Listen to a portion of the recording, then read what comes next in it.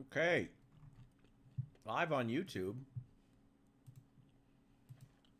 Which means I should have had my music playing approximately 5 to 10 minutes ago. But hey, what else is new?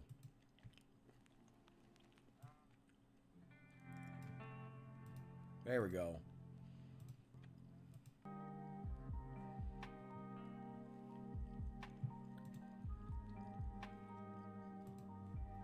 We got it going.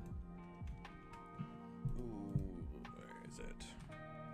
We may actually do something later, but for right now I'm gonna start out the Twitch and just chatting with the audience.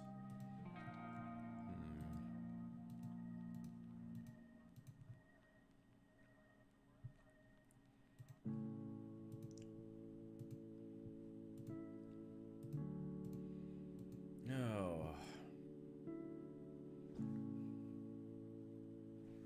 I'm sad I haven't made more stuff recently, like more videos specifically. I enjoy making videos. I just haven't been able to. You know, it's so many different things. It's just the lack of I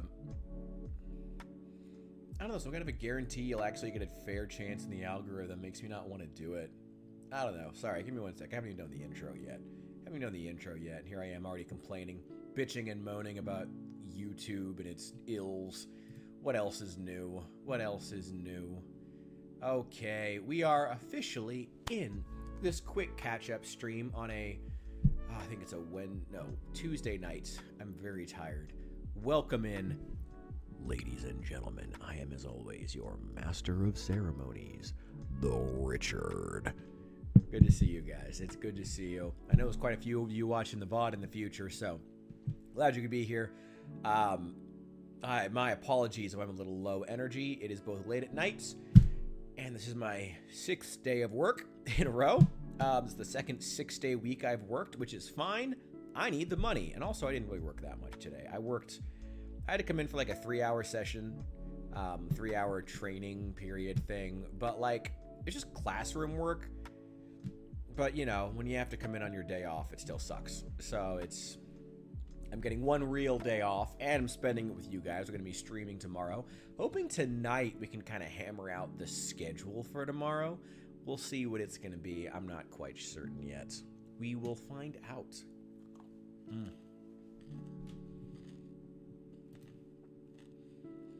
We'll find out.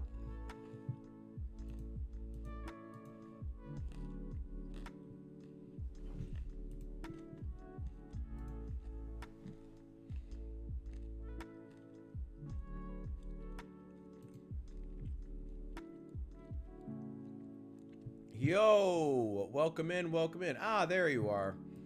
Okay, Al and Dr. Kisser, for some reason you guys are not appearing in. Okay, I see you on the screen, but for some reason you guys are not appearing in OBS. But welcome in, glad to see you. Happy Turkey Day, and hello to you as well. Thank you for the sub, Hephaestus. I appreciate it. Yep, it's going well. Like things are really going well tonight. Low energy tonight. Super tired. Oh my god, I'm so goddamn tired. But it's good to be back. It's good to be here. It's good to have a job, for the love of God. We're celebrating tonight. We are celebrating the end of 1 year. Okay, Al, there you are. Yeah, okay, I got you. Now you're showing up in OBS. I don't know what's up with it. I'm glad to see you, though, and hope things are going well for you as well. I don't think there's anybody in the community who hasn't had some kind of a job issue at one point or another in the last year. It has not been fun, but I'm glad you guys are all doing okay. I hope you guys are all doing well. I'm now doing much better.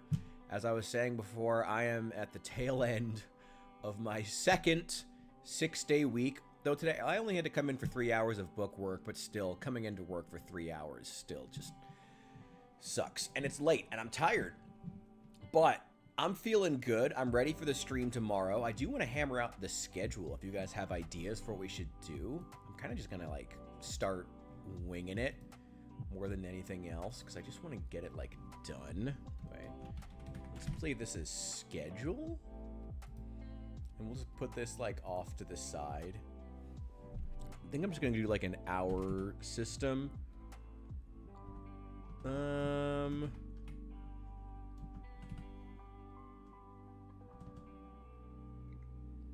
Just do, like, hour 0 for the first hour. Should it be hour 0 or hour 1? I'm not quite certain. I don't know. I'm thinking for the first hour tomorrow, we'll probably just... I don't know. I mean, we're starting like 4 p.m. my time, which is pretty early. The Icy Grot's done. Ooh. No, they are not. Oh, you mean these guys? The little, these little guys? The little yellow dudes? They are not. We did start these a while ago, and I still haven't finished them. And it's a shame because they look so good. We are going to do some painting with that. Thank you for reminding me. We are definitely doing some painting with those tomorrow. I got to add that to the schedule. I got to figure out what exactly I want this thing to look like. Let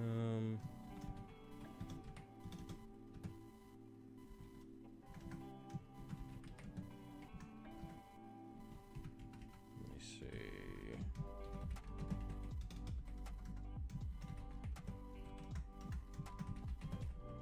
Probably do like 2 hours of painting, because God knows painting takes a while. God knows painting takes quite a while.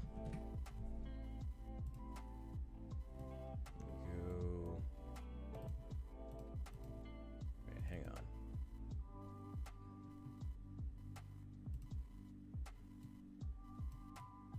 Make this so incredibly small. Wait.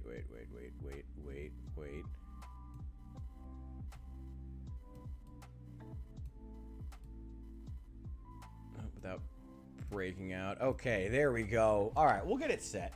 We're going to get it set here. We'll figure out something for tomorrow. Like I said, I know we want to do some painting, probably later on in the day. So I'm thinking like hours, maybe we'll do the painting at the very end, hours like 7 and 8.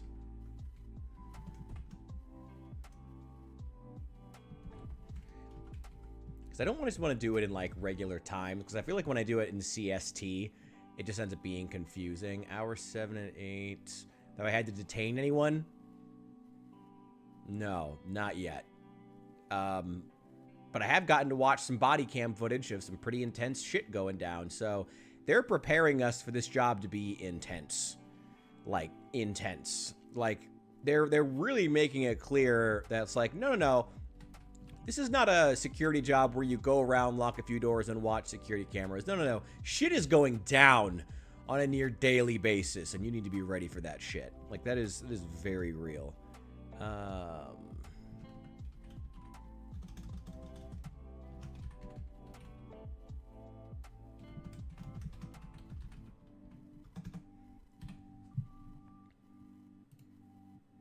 There we go. We'll do hours 7 and 8 chilling and painting. Yeah, they are very intense about this job. I mean, a lot of the guys are really chill. I actually like it. One of the weird things I didn't think I would appreciate about working, also there's 9 hours on that schedule, not 8. I'll fix it. One of the things I really like about working in a hospital that I didn't think I would is that it's such a massive campus that you get that feeling of like being in a large corporation or like on a college campus where you feel like everyone's doing a thing and you really get that sense of like being a part of something. But at the same time, when you work in somewhere like security, like everyone kind of is doing a job. Like it's not like, maybe I just appreciate this from being in a college town my whole life. I like being on a campus where everyone's doing a job, like as opposed to a campus where everyone is just doing bullshit and filling out grant requests and shit like that. Like, it's nice being on a campus where, like, it feels like, yeah, it's a collection of buildings and everyone's doing things, but everyone's, like, doing things. Like, not, like, it's surprisingly blue collar because there's, like, a job that everyone's trying to do. I'm just gonna get rid of the 00. There's, like, a job that everyone is trying to do. And I appreciate that. Like, I didn't think I would like it that much about being at a hospital, but I actually do. And all the security guys are super blue collar, which I like. They're all Republican. They take the security very seriously. It's a lot of ex-cops. Like, a lot of former cops, a couple of former military, ex-Marines, ex-Army, quite a few. Like, they are intense about security. And again, it's all super blue collar guys, and I like it. I like it a lot. I like the vibe. No one really talks politics, which sucks for me because I don't get to stretch my political knowledge by doing some good old-fashioned work debates, but at the same time, it's also for the best. A, for not getting fired, and B, I feel like a lot of the... Like, there are specific departments that fall more liberal or more Republican, mostly depending on how the gender demographic is skewed of an individual department, or maybe how the age is skewed in the individual department, like the demographic shift. Obviously, nursing has a lot more women, so on their cars, you're going to see a lot more pro-abortion stickers. That's just... It's not even like a controversial statement, it's just a statement. But there's sort of like a soft rule that no one really talks politics. A, because no one really gives a shit anymore. For as much as the news media keeps making it seem like everything Trump does is some kind of like a massive jolt to the system, no one really gives a shit. Like, the casual American voter doesn't really give a crap anymore. They're politicsed out after November, you know? Gonna be on lurker mode, teaching some friends how to get into Zomboid. Hey, Wolf, I appreciate the compliment. I mean, you can turn it off if you really have other shit to do. I'm not expecting people to stick around. I'm not even sure if I'm going to stick around the full 2 hours I intended to be here. This is just a preamble until we get to the actual stream, and hammering out the schedule as well. Yeah, this is just a preamble till we get to the actual stream tomorrow. Then you got to be here, or else you're a loser. Well, I appreciate it, and thank you for the sub too. Homie's got to support. You're right. I appreciate it. I'd be popping into yours more as well, but oh God, I get home at like 11 p.m. and I just like pass out. Again, it's tail end of their 6-day week. And you know what? God damn it, we're celebrating. I'll be right back, gentlemen. I gotta grab me something.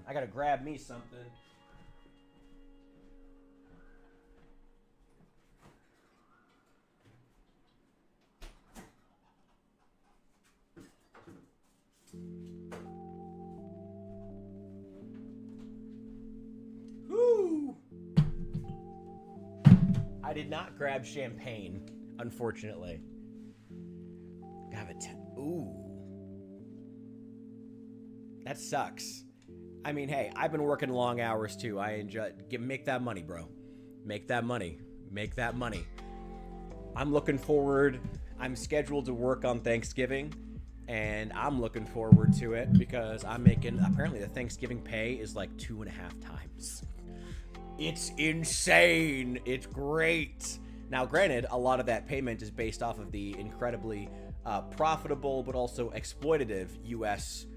Healthcare marketplace.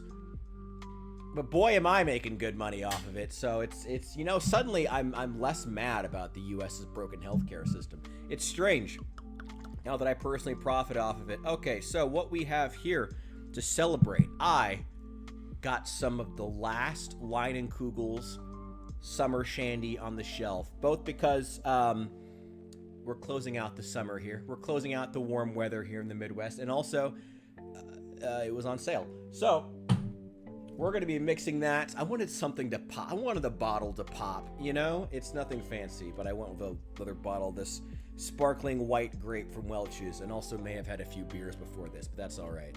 Make that money. You are not wrong, friend. Make that money where you can. Does the hospital have a gym or health campus I can use? Yes.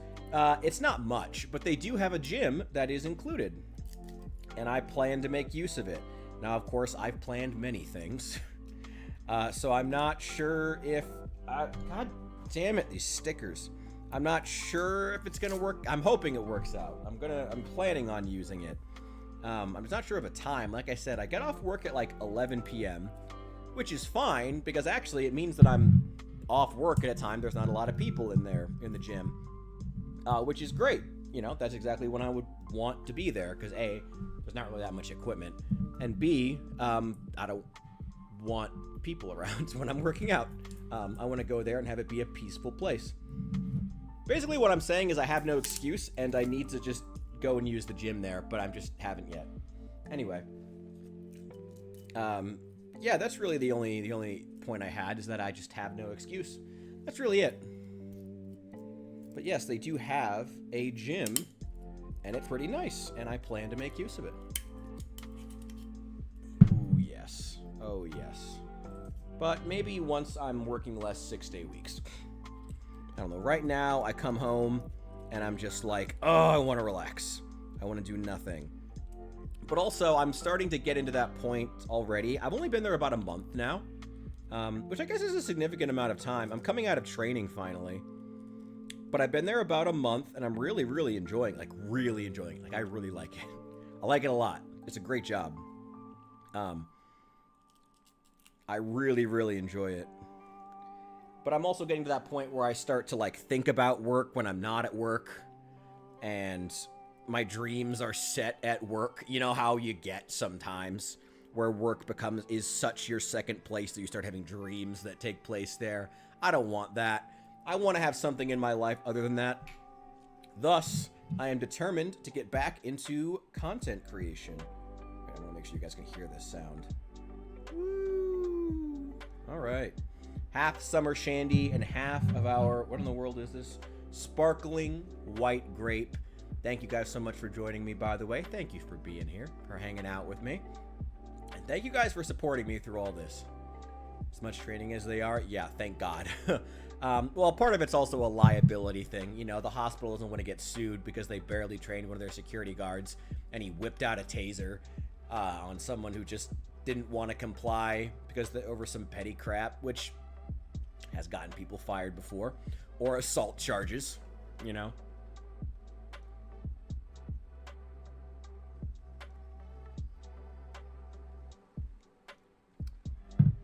Oh, yeah. Oh, yeah. It's sweet on sweet. It needs some tart. Like, I like the summer shandy, but it just needs some of that tart from, like, it's lemony, but it has, like, no tartness whatsoever. I think it's not even that it's too sweet. I think it's the right amount of sweet. It just has no tartness whatsoever, and that's really what it needs. I think I may go to the store tomorrow. There's a couple more groceries I need to pick up. I'm slowly catching up on all the bills I have. I just finished paying off all my back rent, so I have December rent that's due on the 1st. It's probably going to go in on the 2nd or 3rd, though they gave me till the 5th, technically. So I'll have it in by then. It's not going to be a problem. Just rent maybe get paid in the 2nd or 3rd. Oh, well. But, yeah, I'm paying off other bills, electricity. My internet's actually been off for like the last week or two. I didn't want to bug you guys with it or worry anyone. It has been. It is now solved. It is now paid. I'm a little bit behind on the bill still, the internet bill. It'll be taken care of in a couple of days. So yeah, things are still a little bit rough. Still trying to kind of figure things out. Still trying to make sure things are working, you know. But it's going well. I'm really enjoying it. I like the job. I like working there. There is plenty of opportunity for overtime. I mean, even at my 3 hours of book work I had to come in and do during my day off today. Such is life. Even then, I was making $30 an hour. I mean, taking a class for $30 an hour, you can't. Yeah, I don't know. I can survive that. I can survive that. Yo, Signy, what's up? It could be worse. You know, I can't complain.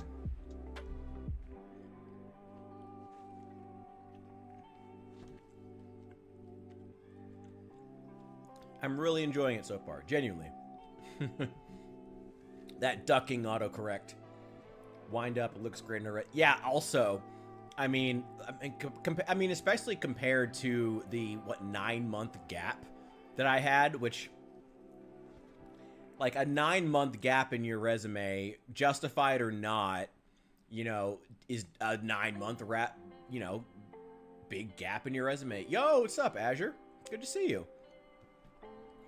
Yeah, I mean, even if something doesn't work out, if I can stay there at least a year, preferably 2 to 3. I'd like to stay 2 to 3 minimum to really build out that resume. But if it has to be a year, that'll still look a hell of a lot better than, you know, a 9 months of unemployment. And hopefully things take off. Hopefully the U.S. economy starts to recover. I hope so. Security is becoming very big business here in the state of Illinois. Funny enough, after... I don't want to get political. Security is a growing industry in the state of Illinois and a lot of the United States. So if I can get in good with a security job, I could go into, I don't know, potentially policing, but also potentially just other security firms that, you know, it's like being a police officer, but you don't get shot at and you still get paid. Not as much, but you get, actually, in some cases, you might make more. The private sector. Depends.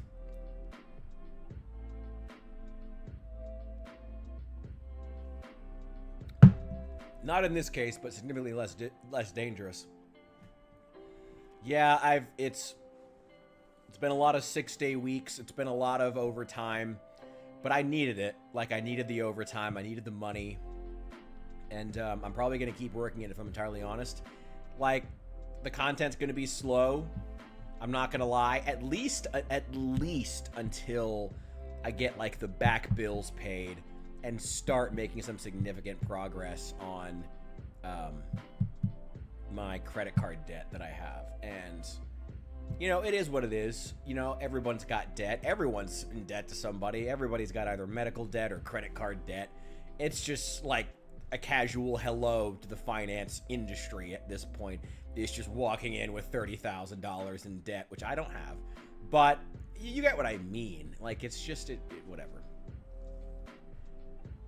Anyway, I do want to start making content again, though. Like I said, I'm getting to that point where I think about work when I'm not at work, and my dreams are often set at work because work is already embedding itself into my mind, which isn't bad. It's a sign that I'm enjoying the job. It's a sign that I like the job, but also I don't want to think about work when I'm not at work. Like, I don't want to think about work when I'm not at work. Thus, I need to get back into doing things that are not work, like content creation, things that I enjoy, like painting. I need to get back into those things. I need to get some more supplies before I can start painting again, really, but whatever. I'll take care of that when I need to. Burn that bridge when we come to it. But yeah, the job has been really, really good. Like I said, I've still got some back bills to take care of, some upcoming rent payments, but my back rent is paid off. My internet's back on after being off for a week, you know? Stream is a hobby. You know, honestly, I'm finding you are right.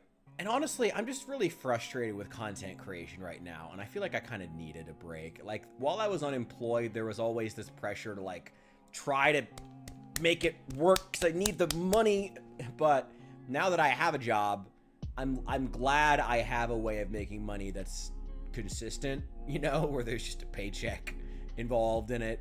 It's pretty nice. Funny enough, I actually spoke to, after that, you guys may remember, if it was even recommended to you, that I made a review of, a preliminary review of Arc Raiders, and it got like 60 views, I think. No, I uploaded it originally, it got 200 views in like a week. Then I deleted that video, uploaded it again with a much better thumbnail, and it got like 60 views.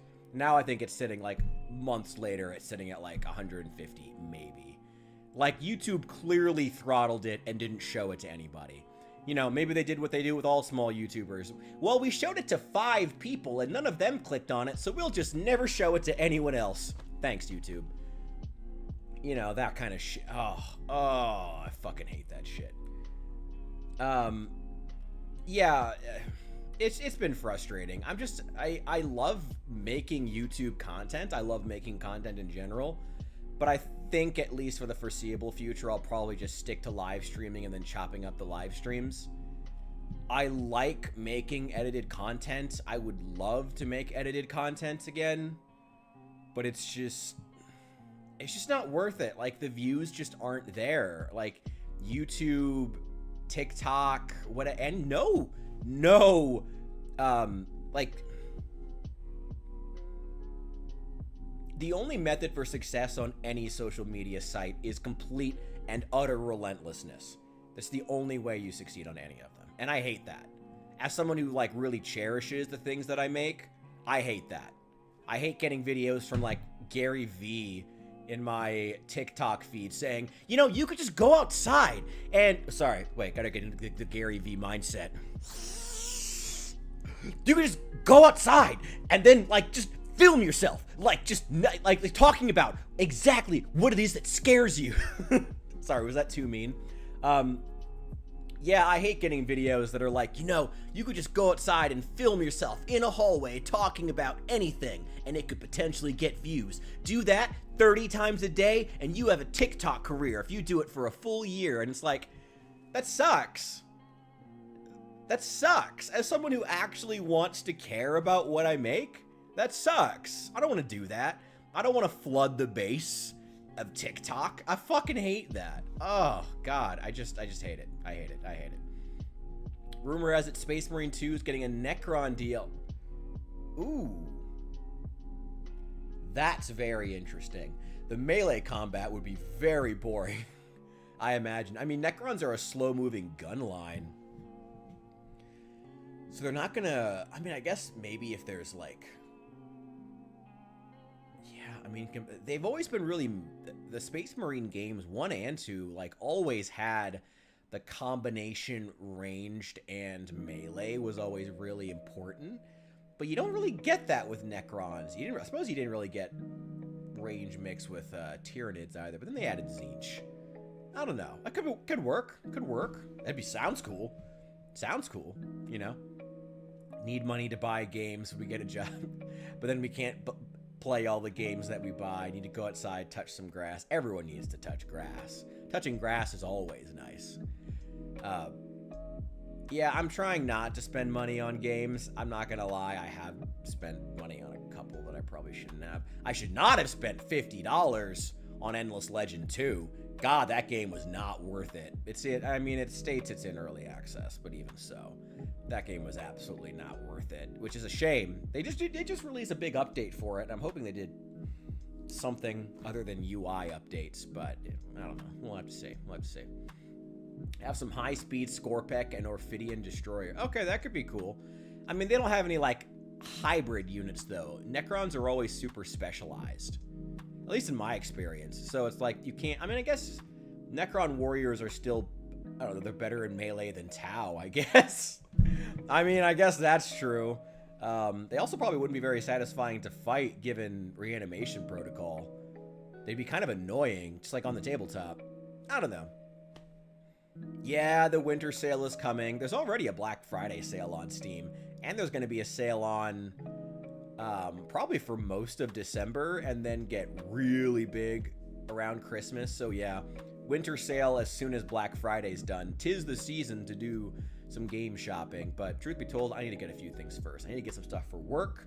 I need to get, what is it?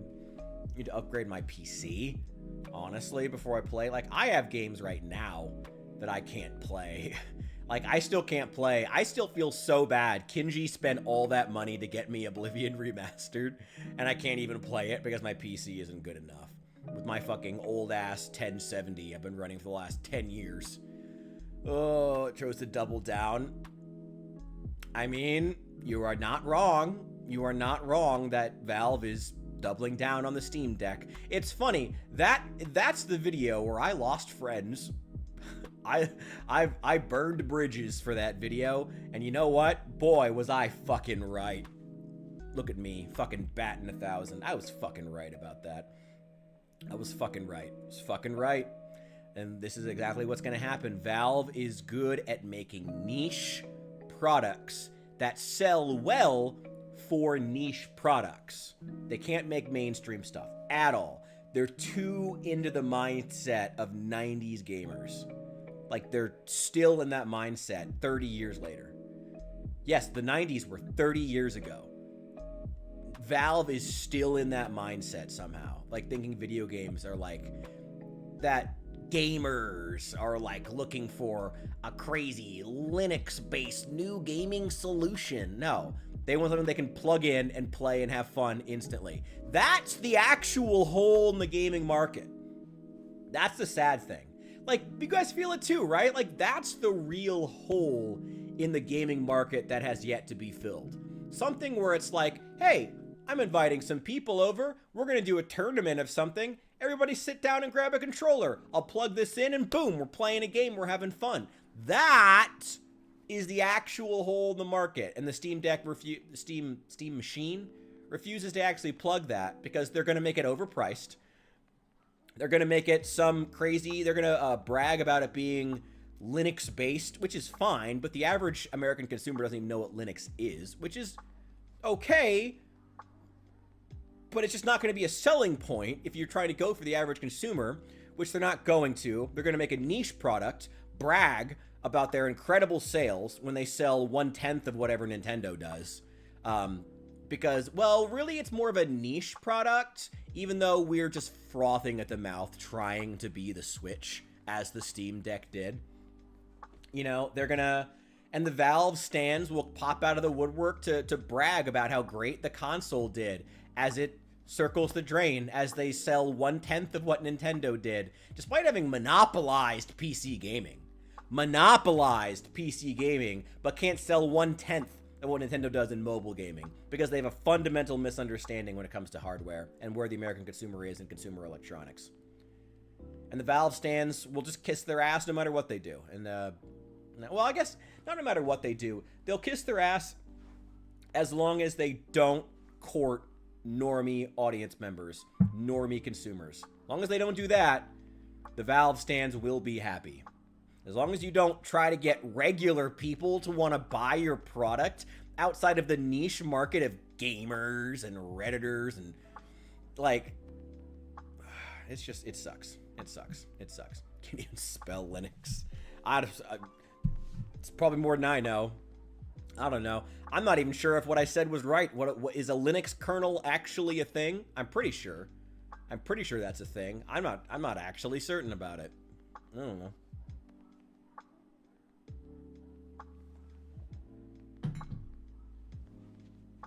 I don't know. We'll see what happens. I mean, it's entirely possible they do decide to lower the price. I mean, it's just... Maybe some of it's the monopoly. Maybe some of it's the fact that Valve has just monopolized gaming, like PC gaming, so effectively. Now, granted, part of the reason they monopolized it was because every other company was just fucking idiotic. Like, every other company that's tried to get in the PC gaming sphere has been fucking retarded. You know, like, that has helped Valve to monopolize PC gaming. But they have. And I don't know. I hope that they realize that they could sell a lot more games and sell a lot more consoles if they make it accessible and they focus on what the average American electronics consumer wants. I have no opinion on the Beatles. I'm not a huge fan. I'm more of a CCR guy. If they really focus on what the average consumer wants, which is, again, as far as my personal assessment of the gaming market, as far as the hole that needs filled, is a plug-and-play console that's robust, that works, that has great multiplayer, especially local multiplayer. If they can do that, I think they're golden. I think they can sell a lot of consoles. They won't do that, but if they did, I think they would sell a lot of consoles. But they're probably not going to, and the Valve stands will cheer them on the entire way, which is just... I've made jokes about a lot, but is also just, like, kind of depressing at this point. They'll just get cheered on no matter what they do to fuck up, which kind of sucks. Also, I'm going to adjust this frame real fast. Hang on. Just going to adjust this. There we go. Guys need to get a bit more of my beautiful face. Beautiful. Look at that man. Look at that mustache. Look at that jacket. Ain't he gorgeous? Look at that man. There we go. Big thing the Steam Machine is missing is the controller ports. Oh yeah, isn't it all? It's I don't actually. I didn't actually look up how they get in. I'm assuming they're all Bluetooth, right? If it had 4 nice big LED USBs on it, normies would flock to it. I agree. I agree. If you actually had the controllers be robust and wired, I know that that's a thing with like. Actually, no. A lot of it's kind of funny. That's kind of a thing with the wired controllers have kind of become a hallmark of the standard gamer. So it's actually kind of funny that they don't have wired controllers at all, you know? And especially with USB-C, like just have the cord be USB-C and just make an option to where you can, like, if they had a console where you could just use any, obviously some USB-C cords are like power only or information only, you know, whatever. But as long as you had one that could do both, or even just one, you know, you could use it that way. That'd be great, you know? Wouldn't that be awesome? Like a smuggler from the 30s. What smuggler characters do I know? All I can think of is Han Solo. I like being retro Han Solo. I'm a fan of that. I'll take it. Yeah, I think I would agree on the controller thing. If, like, again, this is where I think if the Chinese really got, like, the only thing that's keeping the American market from collapsing is the fact that the Chinese just can't get their shit together and create something that's got, like, the Chinese can make good products, but they can't make something iconic, you know? They can't, like, it doesn't seem, there's no Chinese company that can be the next Nintendo. You know, they don't have that kind of vision. That kind of vision isn't allowed to flourish in Chinese society. At least from my understanding and my knowledge of the Chinese. You could disagree. Or I could just be straight up wrong. Please let me know. But the Chinese society is not one where that kind of thinking and that kind of, like, individuality can flourish to the point where you get, like, a great individual product with a story behind it, you know? I don't know. Social scores to... Well, if I post on TikTok, it's suddenly going to get a lot less views all of a sudden. I'm going to... Oh, man. Oh, boy. I will never become Hassan.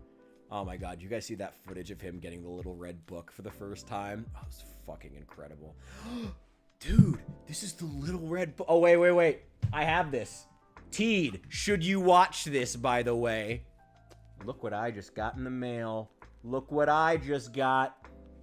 I know that I still owe Teed that reading over on the channel, so that's going to be happening here soon. I just haven't found the time for it. But it is happening. I do have my copy of the Communist Manifesto right here. Yeah, our fucking Hassan in his stream. Ooh, oh my God. Look at it. Look, oh, it's so amazing. Oh my God, look at it. It's the words of Mao Zedong. Oh my God, oh my God, oh my God, oh, Mao Zedong, oh. Oh, the coughing is unrelated, I swear. Oh my God. Fucking piece of shit, people. Hassan's a fucking bitch. Anyway, yeah, no. We're still on our Twitch ban speedrun arc. That's probably going to be in the title for tomorrow, by the way. Twitch ban speedrun continues. Openly conservative politics. Chinese pragmatism. Things not allowed on Twitch anymore. We'll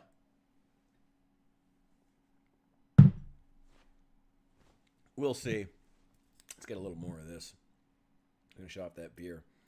We're just doing, for those just tuning in, 50%, roughly, this little Welch's Sparkling Grape and some of the Lion & Kugel's Summer Shandy. Because, well, it seemed refreshing, and also, why lie? It was on sale. Go. Whoo! I ran out of music. I think I did. Whoops. Oh, another Stream Boo bot really tried to come in? Oh, fuck you, man. What are you doing? Yeah, I don't know. If there was a sorry, just checking something real fast. Gotta get the music back up. Throw it back. Throw it back. There we go. Yeah, if the Steam machine could get back to, you know, if it could cause that, like, couch gaming revolution that feels like it's been brewing for years and, like, is needed, you know, it could do that. Like, it could, like, Valve is in a very unique position. They're an extremely powerful company. They have a large audience interested in video games. Again, they monopolized PC gaming, and yet they can't sell 1/10 of what Nintendo does in consoles. They can't sell I'm sorry. When I talked about the Steam Deck, people said that they sold what, 4 million Steam Decks in 4 years. The Nintendo Switch sold 15 million its first year, and Valve stands called its 4 million in 4 years a victory. Because, oh my god, Valve is just a tiny little boy. It's just a tiny nothing company. No, it's not! This is a company that monopolized PC gaming. They're better than that. They should be competing with Nintendo. They should be better than Nintendo, especially with appealing to an American audience. There's no reason they should be doing this poorly. There's no reason they should be making niche products, like with fucking Linux kernels and whatever other stupid tech nonsense. It's not tech nonsense, I'm sorry. Whatever, and other terminology that is a key selling point that most American electronics consumers don't even understand. Most of them don't even know what Linux is. I barely know what Linux is. It's not bad for them to make niche products, but the fact that Valve has never, ever been able to crack the mainstream electronics market is pathetic at this point. Like, it was cute when the original Steam machine, when the original Steam controller, both of which I own, by the way, they were great products, genuinely well made. They both still work. I still use both of them. They are great products. It was cute when Valve failed to crack mainstream appeal with both of them. But at this point, it's just sad. Like, you still can't understand the average American electronics consumer at this point? Really? You monopolized PC gaming. Now, granted, it was by basically adapting the business model of Payless Shoes and applying it to video games, but that's still brilliant. That's still genuinely brilliant on the part of Gabe Newell and the part of Valve, and I give them a lot of credit for that. But you still can't figure out why average consumers think your stuff is overpriced, even though you created the business model of Steam? You don't understand why your physical goods, your physical consoles don't sell when you created Steam? Do you not get why overpriced is bad?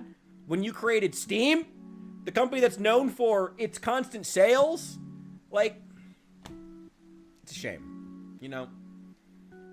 Gave it some thought. Valve lacks, like a Madden or Pokemon or Halo, no flagship brand. TF2 and Half-Life doesn't have the win to put in the sale. I think that's...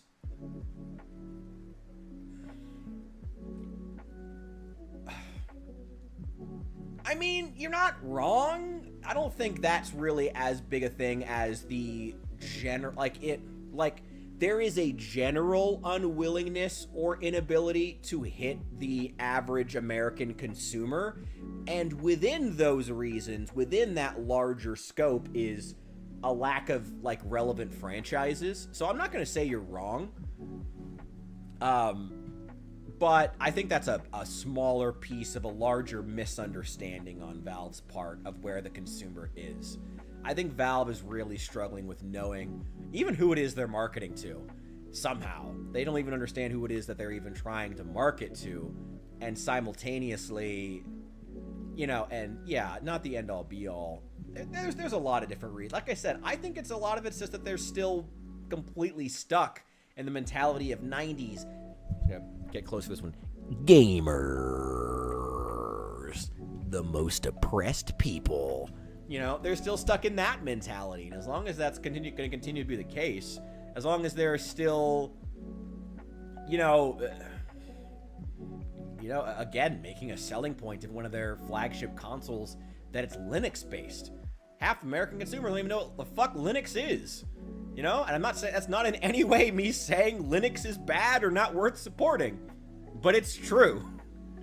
And you're going to make that a selling point of something? No wonder you sell 1/10 of what Nintendo... Not even that. I'm sorry. In total, the Switch sold... How much? I don't know how much the Switch sold in its first 4 years. But a hell of a lot more than the Steam Deck did. You know, the Steam Deck in 4 years sold 4 million units. That's crap. That's piddly. That's chump change. The Nintendo Switch sold 15 million year one. You know, Valve in 4 years sold about a quarter of what Nintendo can sell in 1 year. And Valve stands praise them as a success. Like, that is pathetic. Like, at a certain point, we need to stop babying Valve. Like, and I think that's another thing I would say, you know, another thing that's within that scope, you know? We don't need to stop babying Valve. Stop pretending like they're like, oh my god, like this like a cute, plucky underdog. No. They are a company that has monopolized pretty much all of PC gaming. Again, monopolized in large part due to the direct incompetence of their competitors. But still, a monopoly. Allegedly, in a video game, don't sue me, whatever. You know, there's not, like, stop being nice to them. They're a billion-dollar corporation. Stop being nice to them. Gabe Newell is about to send his assassins after me. Probably. Yeah, he's got the money. Probably. But if I fall out a window tomorrow, you'll know why.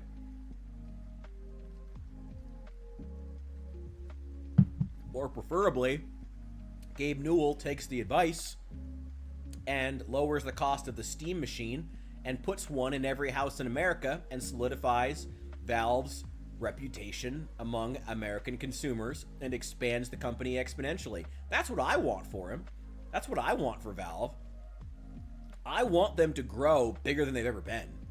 You know? I want that. I want the American electronic scene, the American gaming scene. The American gaming scene is struggling. It is at a low point right now. Very low point. I want the American gaming scene to do well. I want the Western gaming scene to do well. You know, I'm tired of the fact that China is the only one putting out anything innovative in hardware or software. Maybe not in software, but you get what I mean. Like, creatively, too. Creatively in software, you know, like with gaming. I'm tired of China being the only ones who can do that. That sucks. You know, what the fuck happened to the U.S.? Our balls fucking drop off? What happened? You know, why can't we put out a fucking good game anymore? It's a fucking shame. I don't know. What American companies are putting out good games? I guess Amplitude? I don't know. They might be Canadian. The guys who do Endless Legend 2, which is not worth the $50 price tag, so maybe that's a bad example. Is Creative Assembly American? I mean, I will say, I know that everyone in the Endless Legend 2 subreddit is mad at me for my short I posted where I was like, the game should take notes from Total Warhammer 3. And they were all like, why does a game have to be like another game? It's like, because it's been around for a decade. It's a series that continued for a decade and has refined itself in such a way, has refined itself to such a degree that to not take notes on the developments it's created would be to actually just genuinely hamper your product. Genuinely. It's that advanced as far as where the trajectory of... Like, Creative Assembly is that far ahead of other companies in the strategy gaming space. Where are they based? Creative Assembly... based in Horsham. That sounds British. Yep, United Kingdom. Damn. Well, they're a Western company at least. And it makes sense for the Brits to handle Warhammer, so okay, fair enough. Whatever. And also, I think that they're owned by Sega now, so that's Japanese. Although Sega is moved a lot of their headquarters to America. I don't know. We'll see. I don't know. It's a shame.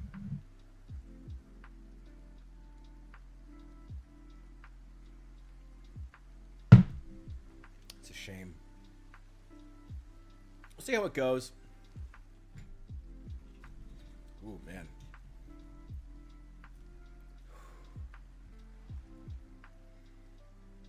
Wow, I'm a little bit drunk right now. I had 2 beers before this, but over the span of like an hour and a half, I thought I'd be fine. I might be a little bit drunk. I haven't drank in a while. And again, after a 6-day week, I think stuff is just hitting me kind of hard. Oh well. Oh, man, I gotta shave. I don't know. I gotta look good when I'm at work. I gotta meet me a cute nurse. Or a cute tech. We'll see. I don't know. We'll see how things go. Keep you guys posted on that too, on that front. Keep updating you guys on my dating life as well.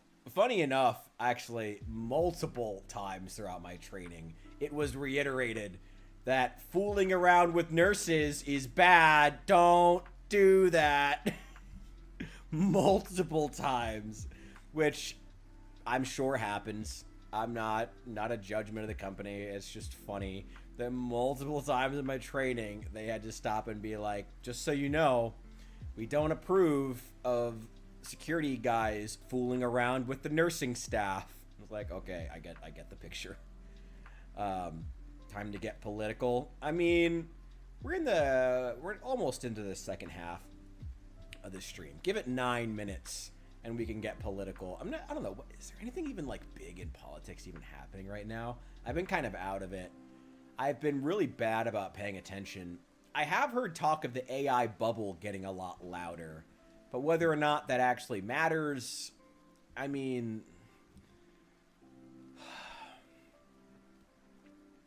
it's not like all these companies don't have infinite fucking money anyway.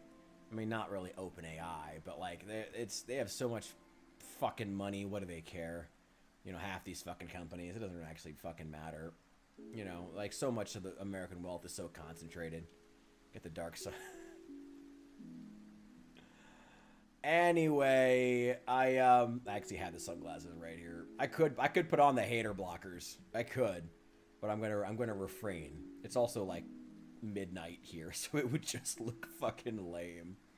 Oh, have you guys seen the red pill guy, Andrew Wilson, getting roasted to shit online? That's been pretty goddamn funny.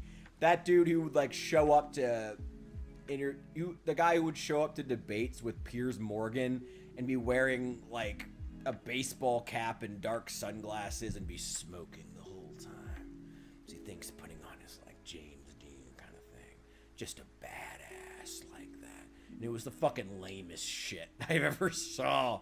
Oh, it was incredible. Oh, Wilson.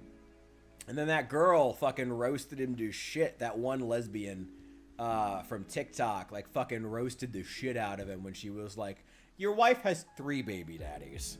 You guys see that clip? Oh my god. Wilson trying to be like, talk about like she licks sniz, which, sir, anytime you use the word sniz in a debate, you have lost. Already, you have lost when you use the word sniz, sir.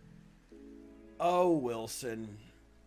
Fucking edgelord bastard. There's a few other guys I like who actually do respect him. Like, Secret Scholar Society. I like Secret Scholar Society a lot, but he also, I think he's fallen down the rabbit hole of, like, his YouTube feels very corporate. He tries to be a little too much like, this is a Republican debate channel. This is a channel where I talk about Republicans crushing other people's in debates, and that is its singular idea, and I have nothing else.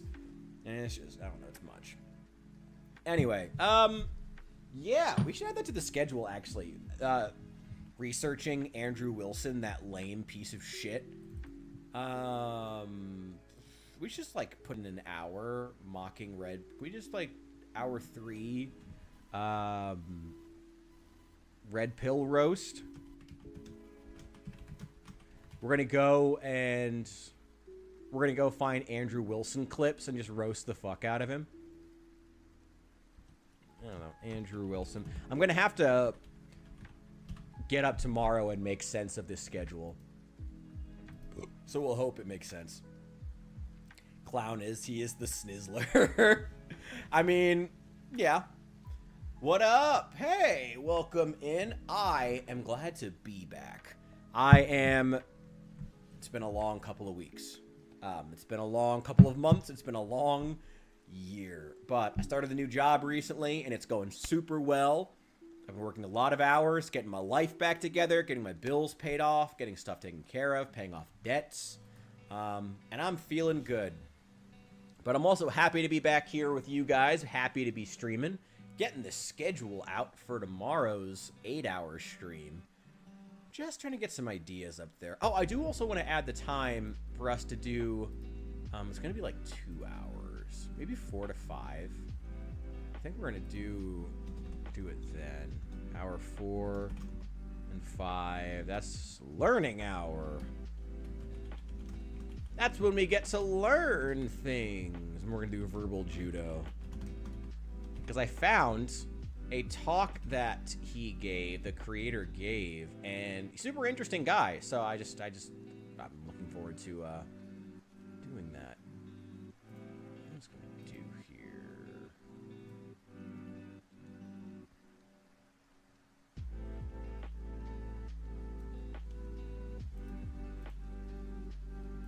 There we go. Okay. All right. Thank you. I cannot tell you how happy I am. I was unemployed for a year. It's just the job market is just absolutely cratering. But like I said, I'm paying off my debts. I'm working hard. This is the tail end of another 6-day week. They really needed people apparently at this security position where I'm starting. So like, hey, I'm not complaining. I'll take the hours. Again, second 6-day week in a row, but that's fine. I need the money. That's it. That's what's good. I am here. Yo, Saul, good to see you. Welcome in, welcome in. You are not indeed a fucking loser. You're a champ, bro. You made it. You made it. Congratulations. I'm glad you're here. Yeah, it's been good. Things have been kind of... Things have just been depressing. But, like, I'm glad to be getting back into content creation. I like content creation. I'm trying to remind myself that I like content creation. Since we have this hour 6 here, let's put in chat. It's just chat with chat. Yeah, just do the Discord VC.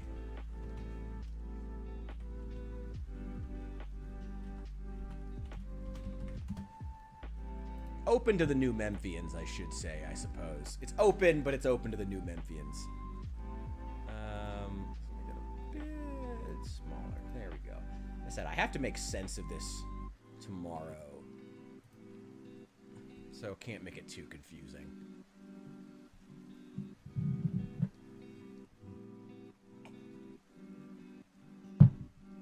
But yeah, I'm glad you guys made it. This is, I don't know, like I said, it's been a stressful time. I'm glad to be back with the community. I'm glad to be doing things. I would like to return to also making like formal edited videos and stuff because I like doing it, but YouTube just doesn't promote them at all. Moving forward, definitely moving forward. I'm paying off debts. I'm working hours. I'm trying to, yeah, paying in debts is the main thing. Paying debts is the main thing. Paying debts is the main thing. Oh, that's it. God, it's been rough. It's been rough, but it's okay. It's okay. We're making it work. We're making it work. What do we have on the schedule so far for tomorrow's stream, which is from 4 to midnight Central Time? Saul, I think you said that was, what is it? An hour off? No, 2 hours off Eastern Time. So it's 2 to 10 Eastern Standard Time. I think something like that, or it might be, I forget. Or 3 to 11, I forget which one. But it's somewhere in there. Afternoon and evening. It's 5 where you are. Okay, I'm starting at 4. Oh, it's an hour later. That's right. That's right. Okay. So 5 to 1 a.m. I guess it would be there. Yeah, on Eastern Standard Time, 5 to 1 a.m. What would I stream tomorrow? Well, we're getting the schedule set out. You can see it. Wait, where's the... There! That's where the schedule is. You can see it there. Although, unless you're on the... Oh, you might be on... Hang on. If you're in the vertical, you might not see it. Yeah, give me one sec here. I can add it in there if you want to contribute. Oh, that's so massive. Hang on. Gotta change that real fast. Ooh, this is so small, it's like unreadable. Yeah, it's so small, it's like practically unreadable, but I hope that helps. Okay. But yeah, if you want to contribute to the schedule and you're on vertical, feel free. So far, I'm still looking for something for hours 1 and 2, which is probably going to be when it's slowest, because people haven't gotten off work yet. Then we have hour 3. We're going to be looking into the continued collapsing career of red pill debater Andrew Wilson, whom you may know as the guy on the receiving end of the famous "your wife has 2 baby daddies" clip that has been cycling the internet recently. Deservedly, the dude's a fucking weirdo edgelord, fucking Reddit debater. He deserves to get roasted. Hour 4 and 5 are learning time. We are going to be watching and reacting to a lecture on the concept of verbal judo, which is like a system for conflict resolution that was created by an ex-cop that he used in like actual fire, like when people have guns and shit.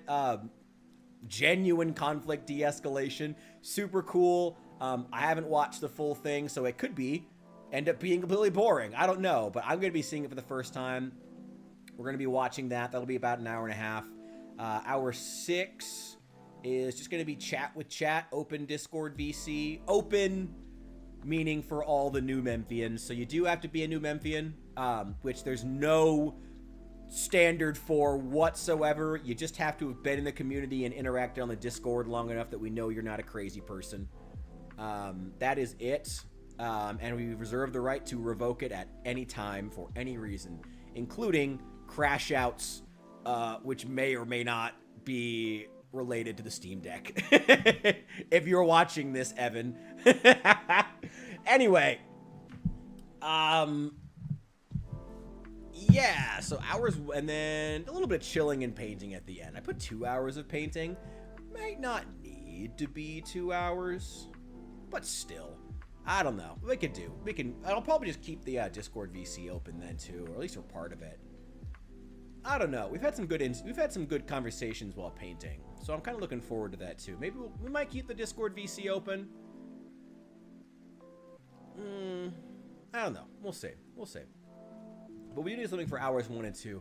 Maybe we'll just do some Project Zomboid in one of those. I have been looking for an excuse to go back and play Build 42 again, because it's been a while. It's honestly been a while since I've gone back to Build 42.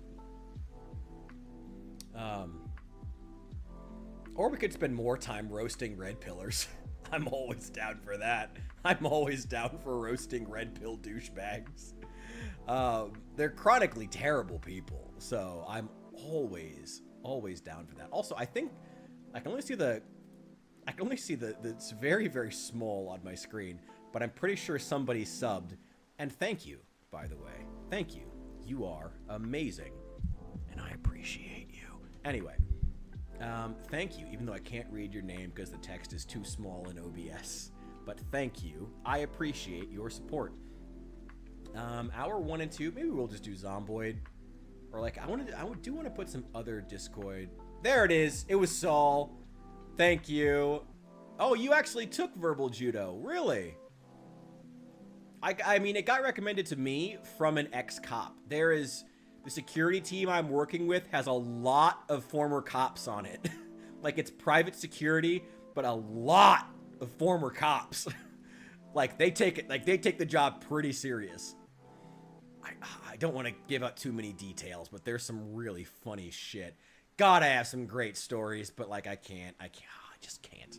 Anyway, the class looks super interesting. I've only seen some clips, but I'm looking forward to it. I think verbal judo is going to be fun. And I'd like to just like fit into long streams at least once a week, like some learning time where we just do something that's like, yeah, I'm going to keep it to myself. But yeah, I'd like to fit in some time for things that are just fun, where we get to learn, but it's like something that's genuinely interesting. Yeah, I would like to fit in some stuff that's genuinely and stuff that people actually want to watch, but still have it be like somewhat educational. I don't know. Like, I don't want to fill it with like philosophy or like book stuff. You know, like have some stuff that's like genuinely fun and like engaging, but also like useful in the real world. You know. So we're gonna be doing verbal judo. That lecture is about an hour and a half. We'll fit in some time to talk about that. Then open chat. I don't know. I did want to fit in some politics time. We do have open chat, hour 6. So I'm sure that there's going to be plenty of politics in there. And then if open chat continues into hours 7 and 8, there'll be plenty of politics in there. Al can fit in all the questions he has, and we can rant about the irony of Barry Weiss now running CBS News and how goddamn funny that is. Yeah, we can talk about that. We'll have plenty of time. Maybe we'll just plan on doing some Zomboid. Yeah. Wait. Let's just call it hour 1 and 2. Just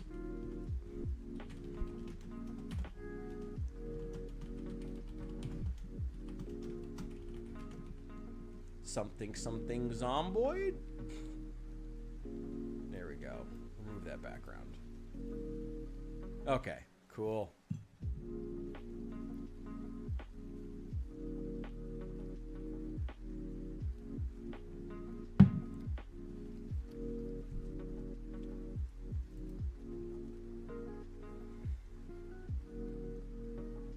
God, bro, could you be thirstier? Jesus Christ. Come on. Oh, don't we all? Don't we all need a nice Jewish brunette to step on us sometimes? Don't we all? Don't we all once in a while just need a cute brunette with thick Coke bottle glasses who's about 5 feet tall to step on us? Isn't that what we all crave sometimes? Yeah. Anyway. Oh, probably getting too honest on this stream. I doubt it. I've been way more honest than that. Yeah, I'm not gonna... There's so much good shit. But that's gonna be taken to the grave. Also, HIPAA's a thing, so there's only so much I can talk about as far as patients and stuff anyway. Yeah. I'm gonna take this down off the vertical. But if you have suggestions about what to do tomorrow and you are on the vertical, feel free to leave them. Yandere librarian energy. You're not wrong. You know, yeah. Hey. I have dated a disproportionate number of librarians in my life. I'm not even gonna lie. I have dated a disproportionate number of brunette librarians with thick Coke bottle glasses. Oh man. You know, the library was where I went to feel safe as a child. I think I might have a problem. Yeah, I don't know. Now that she's broken ranks. Did she break ranks or did she just try to go mainstream? I don't know if breaking ranks is the way I would put it. She's trying to go mainstream. She now wants to be, unlike like Barry was 10 years ago, but with some degree of possible success. Marjorie Taylor Greene now wants to be the token conservative in liberal circles such as The View. She wants to be that. That's not... And she's not hotter. Marjorie Taylor Greene was never hot. No, yeah. I stand by that. Yeah, MTG was never hot. Was not. At any point. Lauren Boebert... What is it with me and brunettes in glasses? What the fuck? Okay, but anyway, yeah. No, not Marjorie Taylor Greene. Absolutely not.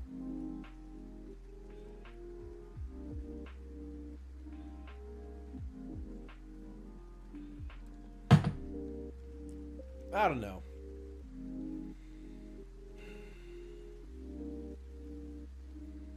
I'm trying to think if there's anything even significant going on in U.S. politics right now. There is the buildup down in Venezuela. I am curious to see how that turns out. I'm curious to see what the fuck the Trump administration's plans even are. Because, like, getting into a protracted war is obviously not what they're trying to do. But if Trump thinks he's just going to go into Venezuela, kick in the door, and then it's going to end in anything else than a year, other than a years-long quagmire, he's a fucking idiot. Like, which he might be. You know, it's... Many a great empire have walked into smaller countries thinking it'll be an easy W. Look at Russia and Ukraine right now. Like, don't go into Venezuela thinking you're going to get the easy dub. You might end up just rallying the country behind Maduro, you idiots. I don't know. Girls, yes, Saul. We've heard about your affinity for Asian girls. And your particular Desi girl who's the one who got away. And then you dated a string of nightmare fuel crazy women after that. I remember. Where'd she die? I forget now. But bro, you gotta be happy. That was like decades ago, bro. You gotta find a way to be happy now. As do I. To be clear, I've let previous relationships hold me back, so I'm not judging, but we all gotta get our shit together. Like, we all need to find some wifey material, and boy, is it rare these days. Oh, boy, is it rare these days. It's a shame. It's rare these days. It's rare. Where do you go to find wifey material? Church? Probably not. Probably meet more Marjorie Taylor Greens. Where do you go? It ain't the college. It ain't the colleges. There you're gonna either meet 19-year-olds or insanely liberal grad students. If we held no quarter with Venezuela, Venezuela would be bringing a stick to a nuke fight. We're not gonna launch nukes. Don't even pretend. Don't even bring nukes into the equation. No one's gonna use nukes. No one's going to use it. And yeah, we could bomb them into submission, but again, would that just rally the people behind Maduro? Or would that actually solidify Venezuela as an ally? That's what we need to be doing, and that's what Trump needs to be focusing on. Weird thing I heard about Venezuela, unlike Afghanistan, Navy and Air Force can refuel and resupply on the mainland. Hasn't been the case since the Spanish-American War. Got active warfighters seeing their kids on the weekends. I mean... Sure, yeah. They're gonna have an Air Force and a Navy for about 10 minutes. I mean, let's be entirely honest here. If a war broke out between the US and Venezuela, they would continue to have an Air Force for about 8 to 12 minutes. And it would be gone. Like, the US would destroy anything that they had.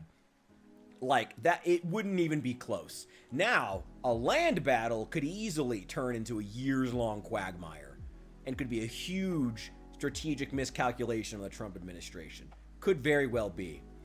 But Navy and Air Force-wise, wouldn't even be close. Like, because you can't fight wars of attrition as easily in those ways. Like, you can, I guess Ukraine is maybe proving you kind of can thanks to drone technology, but Venezuela doesn't have that. You know, unless they've been collaborating with the Russians far more than we think, which, no.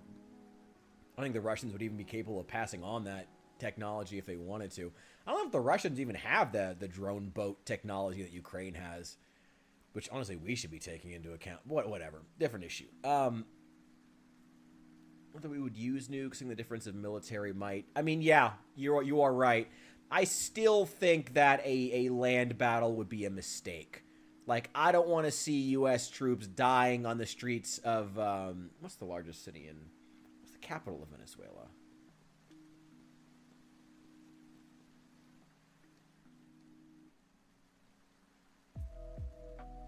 I should know that. What is the capital of Venezuela? God damn it.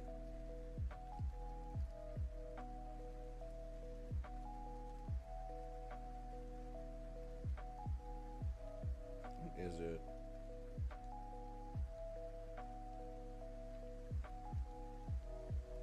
Caracas. Oh, I should have known that. It's Caracas. Thank you. Caracas. Be another Obama drone war. I mean, I think it'll probably turn into an Obama drone war in the best case scenario. Because there is a certain there is a fact to be acknowledged that we cannot allow any South American country to be openly hosting Russian nuclear submarines in their ports.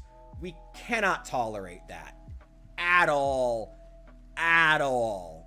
So an Obama continuing drone mission into Venezuela, I think, is at best inevitable, at worst inevitable.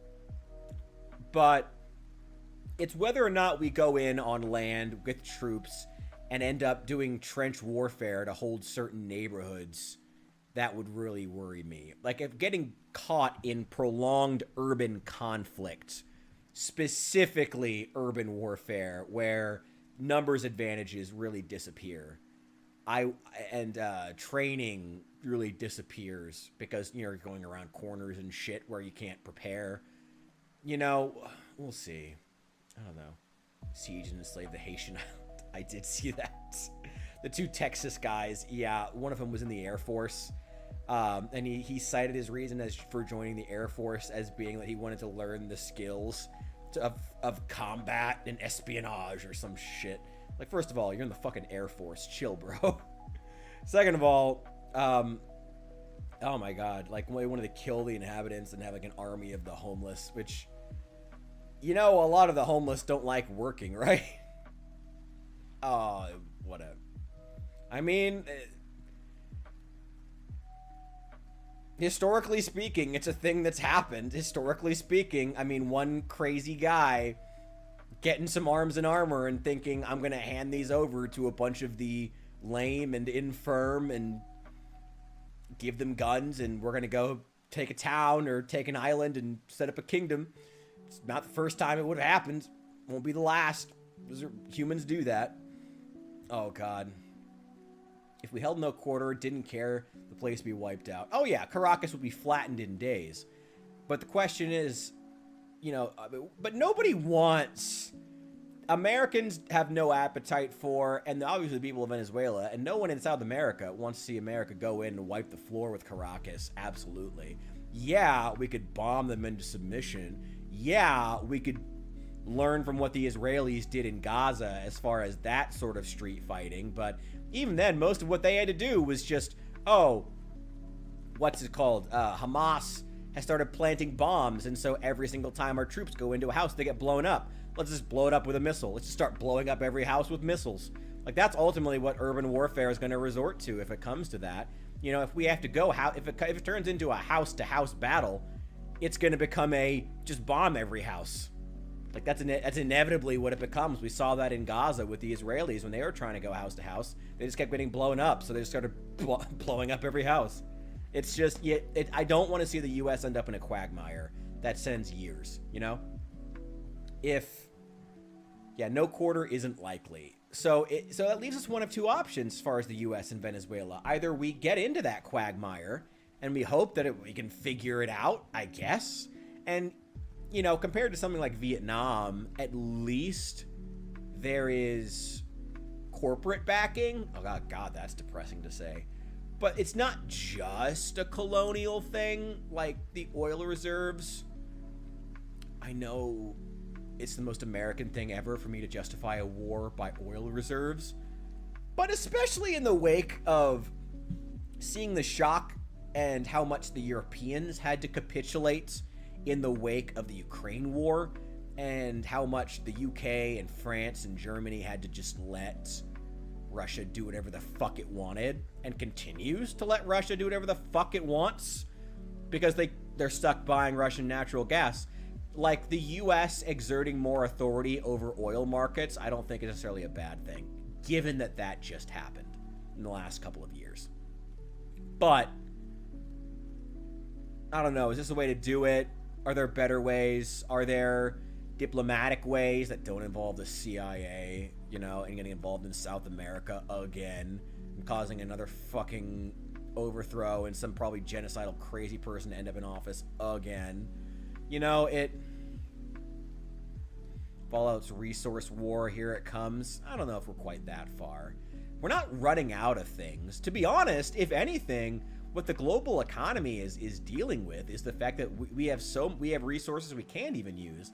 I mean, let's remember, if you want to do an interesting parallel between the Chinas of the Fallout universe and the China of our life, in real life, China is responsible for using, what is it, like 25% of Earth's concrete? Like, that's part of why Australia likes them so much, because they mine limestone like crazy. Like something like 25% of all concrete on Earth is used for building in mainland China, or in Chinese projects abroad, which have collapsed in the wake of the Belt and Road collapsing. But so mostly in China. Like, what China deals with now isn't a lack of resources. It's what do you do with all these resources? You know, the economic slowdown in things like, say, the Australian limestone quarries is that China can't physically use all this concrete we're producing. And so you're using these harsh chemicals and you're strip mining large portions of the landscape. Now in Australia, not really a big deal because it's a fucking nightmarish hellscape full of lizards and scorpions. So who gives a shit if you strip mine half the outback? But you get what I mean. It's like, it's a lack of, like, what the fuck do we even do with all the resources we have, you know? Historically speaking, the answer has been war. So let's look forward to that. Three Gorges Dam changed the rotation speed of the Earth. I haven't heard that, but yeah, China does love its mega projects. Yeah, like, if anything, right now, a lot of Asian countries are figuring out what to do with all our resources. The U.S. is figuring out what to do with all its wealth. BlackRock is figuring out where to put. Like, literally, the whole point of BlackRock and, what's the other one? Enridian or Enchiridian, whoever the fuck they're called, that owns half the fucking United States. They're companies that are designed to just find places to put all the wealth accumulated by, like, 4 people. That's what those companies are made for. They just bought the Panama Canal because I just got all this money sitting around and I don't want to keep it in cash. I got to find somewhere to put it that's solid, not liquid. What the fuck? That's where we are. Like, we're not in a resource. I don't even think we're going to get to a resource war. I think more than likely what we're seeing is just a period of natural deindustrialization, and then we'll reindustrialize and deindustrialize and reindustrialize. Economies go through, you know, you can call it a lot of different things: industrialization and deindustrialization, the creative destruction of capitalist markets, boom and bust periods of economies. Strong men create good times, which create weak men, which create bad times, which create strong men, which create good times. You can call it a lot of different things, but it's a cycle that we go on, and we're at a dissension. It happens. You know? When I think about China, I think of Kowloon, the walled city. I've heard that continues to be a fascinating point online. People sure love talking about that. It's a cool concept. I mean, it is, the Kowloon walled city is kind of a testament to deregulation and how it didn't just fall apart. Like, yeah, it was dangerous, but like, people still chose to live there even after it was illegal. And I find that interesting. That's what I find interesting about Kowloon anyway. The fact that wild, radical deregulation didn't result in the complete collapse of society. Or even the buildings. There are resource wars in certain areas, namely the Middle East over water. Yeah, that's a different thing. I mean, the Middle East fighting over water is nothing new. Probably would expect there could be skirmish battles, I suppose, in the American Southwest over water, especially as the Rio Grande is not doing well. Colorado is also not doing well. There could be skirmishes there, but I doubt it. U.S. and Mexico are too friendly, and getting friendlier, actually. Like, despite all the talk of, like, how Trump is destroying our international reputation, outside of maybe Canada, like, the U.S. is doing pretty well. Like, other countries like trading with us still. So, let's see how it goes. Yeah, this administration, he seems to be on it a lot more, which is good. Not that he's a perfect president. There never is one. Not even that I particularly like the guy as a person. I find him to be a disgusting piece of shit. on a personal level, but I think he's not doing too bad with the economy. He's doing okay. That's why, like I said, there's not a whole lot happening in terms of like politics right now, especially now that the shutdown's over. Everything kind of settled down. Mamdani won the election in New York, but no one was really surprised by it. The ICE riots have ended. Operation Midway Blitz, the one up here in Chicago, the ICE raids here in Chicago have ended. They're still grabbing people once in a while, but they're not. But they've stopped like the quotas, thank God, and I think that was really where it was getting like bad. Yeah, there's not a whole lot else happening, like in terms of like politics right now. Europe continues falling apart, but that's nothing new. The U.S.-Ukraine relations are on a fucking knife's edge because Trump can't decide what the fuck he wants to do with Ukraine. Like, if he wants to just announce that we're completely pulling out, I'd almost respect it more. Like, you guys know I'm a staunch Ukraine supporter. I'm staunchly in the I'm staunchly a fuck Russia supporter.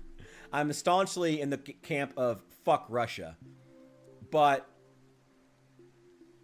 if I would respect the Trump administration more if they were just like, we're done supporting Ukraine on economic reasons. And this is why. We're pulling out. We're tired of spending money to stop Russia as the fucking Europeans are funding the goddamn war, buying Russian natural gas. You know, like I would get it. But this is just some weird in-between bullshit where Trump is trying to like get the credit for supporting Zelensky, but then not actually giving them anything because he doesn't want to piss off Putin and because he's afraid of World War III against who? Russia?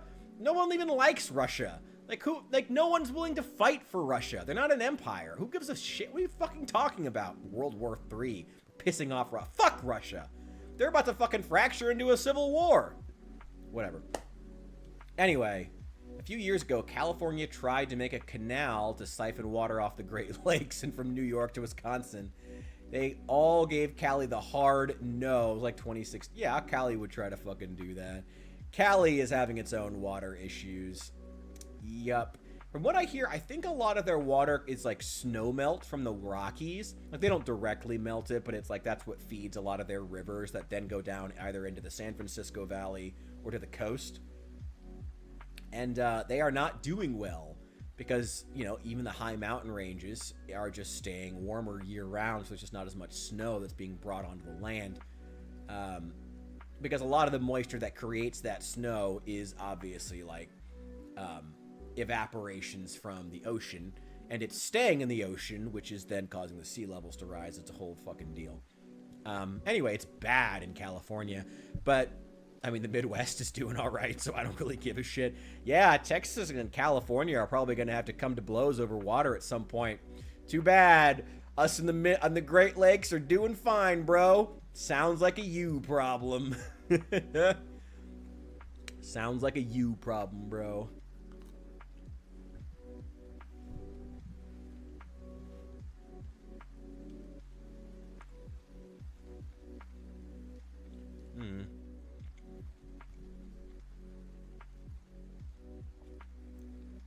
Look up Colorado River Compact.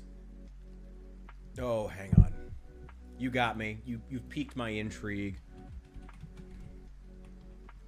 Colorado River Compact.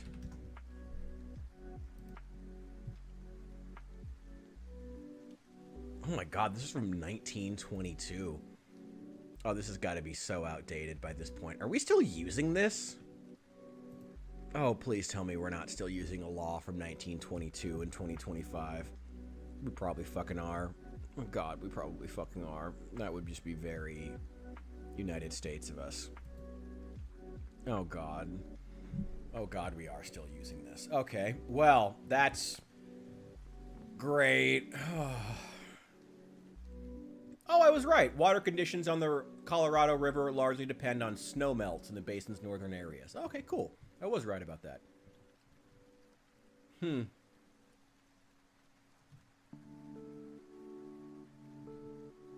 Yeah. I don't know how Mexico's going to do with water. It governs the whole West Coast water system. Battle for... Yes, I was gonna make a Fallout New Vegas reference. You're not wrong. I mean, at least in New Vegas, the lack of industrialization in the central United States means that they don't use as much water. And this is before we even get into like the data center issue of them using gallons upon gallons upon gallons upon gallons upon billions of gallons of water to do what exactly? These fucking data centers are worthless. Has anyone had any data centers made near them, by the way?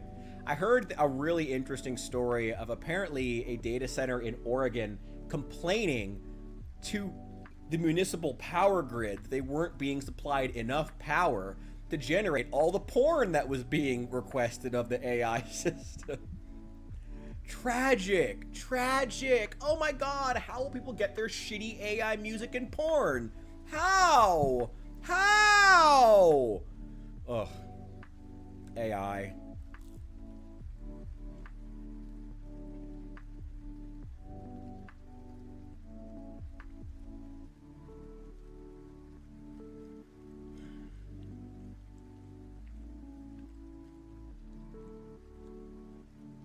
You know, it's funny. One of the best descriptors I ever heard for the internet was that it was, quote, the music and porn machine. That's the internet. It's not even trying to be mean. Like, that's what the internet is for. Like, we were talking earlier about how the average American consumer doesn't even know what Linux is. You know what the internet is to the average American consumer? Hey, welcome back, Hephaestus. Great timing for this conversation. You know what this is? You know what the internet is to the average American consumer? It's the music and porn machine. That's what it is. It's the machine that brings you music and porn to your house as quickly as possible. And the most efficient, direct route directly to a screen in your house. Right there. It's so convenient. Music and porn at your fingertips. And AI is an expression of the internet as it is, as it was. And it is a perfect sort of aggregate, as AI is, of what internet and internet culture has always been. And thus AI is the best music and porn machine. When people generate things on AI systems, whether they be DeepSeek, ChatGPT, or any other, more often than not, they're generating one of those two things. It just so happens. Like, it's the music and porn machine. That's what it is. That's what AI is. It's what the internet's been for a very long time. And AI is the best version of the internet we've ever had. The best music and porn machine we've ever had. That's AI. That's it. That's it. AI is a black mirror of our desire. You are not wrong. That is true. It is... Oh, God. The data farm thing gives me hope that literally everyone hates them, you know? I mean, well, unless you're in Illinois where the government doesn't give a fuck and takes bribes openly. You know, AI, just the internet's next logical step for the music and porn device. Yeah, exactly. 100%. I think a few months ago, Governor Shapiro here in Pennsylvania was cutting deals with Amazon for AI and data centers, like $25 billion deal or something. Microsoft also funding the restart of 3 Mile Island for data center and AI powering. Oh, that's just depressing. I like Shapiro too. You guys actually have a half decent governor. So like ugh. And I am saying that about a Democrat, so noted, like notable. I actually like Josh Shapiro. He seems like a good stand-up guy. Seems oh, that's a shame. I really liked the assessment. I don't know if anyone here watches Patrick Boyle. I love Patrick Boyle. I love his AI, his stuff on he has most of his videos on finance, but he'll branch out into other things. If you want a first great video entry point, the first one I watched of his was his video on WeWork. That's fucking hilarious. If you know the story of WeWork, the co-working space that really kicked off the co-working boom of like the mid to late 2010s, I recommend checking out that video by Patrick Boyle. But he recently also did a video on AI and the AI bubble, and it was just really, really interesting. And I also find it funny that he also listed some interesting examples of the fact that these AI data centers are using a lot of power. Like, they're still loss leaders. Like, these companies are still very much this wasn't the wording he used, but they're very much still in the lost leader mentality. You know, like they're still in the mentality of, we're just a company that's trying to build, so we're going to you know, give people the best deal possible, free, or practically free. ChatGPT is still only converting, what, like 1% of free users into paid users? It's paltry. Meanwhile, they're swimming in so much VC money, it doesn't really matter. But, you know, they're like, AI is a disproportionate amount of the U.S. economy. A massive amount of the entire economy is just being AI, the future. We're firing people for it. We're consolidating companies over it. We're buying companies for having AI in their name. Like, it's crazy the amount of growth that's been generated off AI alone. And AI is still, it lacks a central product. Something you sell to consumers that they give their hard-earned dollars for. That's still not even there yet. Like, there's still no AI product people are willing to pay for. Again, ChatGPT converts 1% or some, please look up the actual statistic. Do not take me at face value. I don't know, in a video game, allegedly, whatever, don't sue me. But it's a startlingly low number. I mean, who here in this stream pays for ChatGPT Premium? Who fucking does it? Who? And honestly, even if you do, you're probably still getting a disproportionate rebate. Like, you're like, the amount of money, the water, the power, the engineering, the land that is involved in producing one of these shitty AI images. Not to mention AI footage. AI footage? Don't fucking get me started. Like, AI footage is so power intensive. So, like, you generate one AI piece of AI footage every single day of a month and pay that month your ChatGPT Premium, you have made back your money and then some. Like, you are stealing from the AI, from that company. Like, they are not making their money back from that, even if you pay for premium. That's where AI is. And yet, this is what our economy's growth is built off of right now? No. That's a crash waiting to happen. People are going to suddenly realize, oh, this isn't going to work out. People are going to suddenly realize, oh, this is just like NFTs. Remember NFTs? Remember how we were all going to use NFTs? Now we don't. It just don't even exist anymore. Like 2 years later, that's gonna that I don't know, but that could be AI. And something like 40% of US GDP growth in 2025 was based off of this one product. Like, it better fucking work. Ugh. For games, Saul, don't be a fucking contrarian. Fuck off. No, don't do that. Don't be a fucking contrarian. Whatever NFT game you're buying was a fucking scam. Do not pretend. Do not be a contrarian. Do not do that. Can barely afford Audible, let alone ChatGPT. People don't even want to pay for subscriptions for shows they like.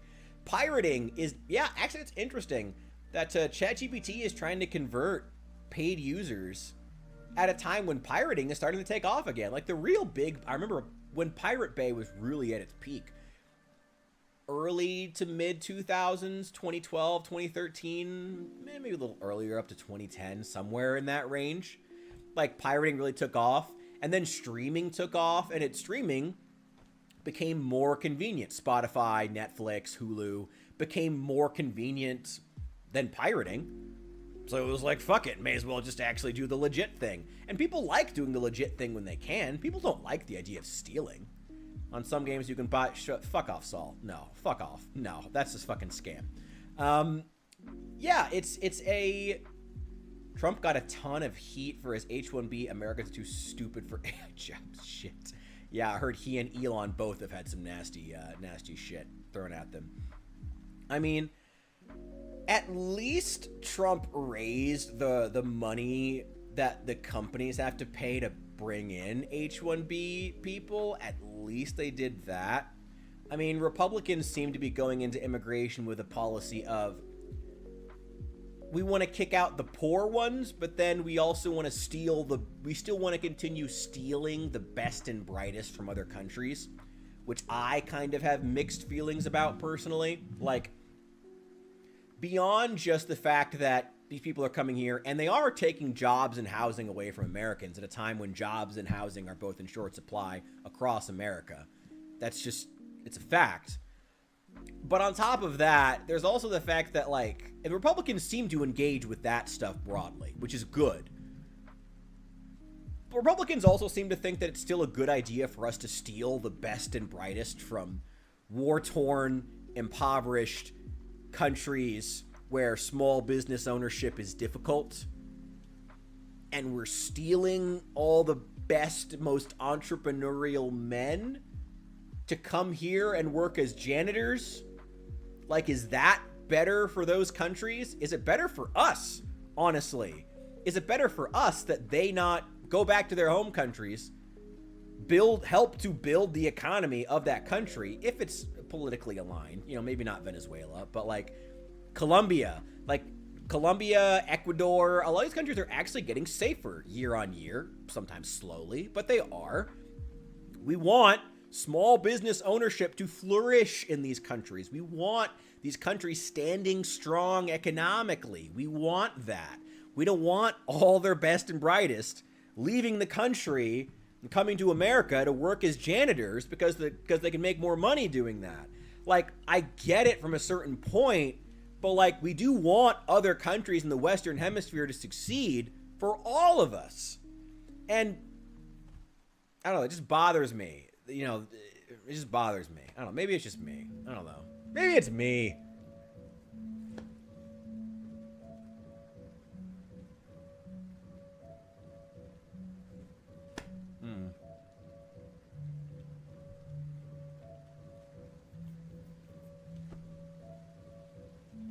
I don't know. I did see that Kat Albu-Ghazaleh, that's that one girl I made a video about, and the one that I mentioned, that I also mentioned in the Red Pill video, the Homath video. She got federally indicted. There was a, if you watch Decoy Voice, the deep-voiced Asian guy who lives in Austin, Texas, because of fucking course he does, because he's a conservative commentator.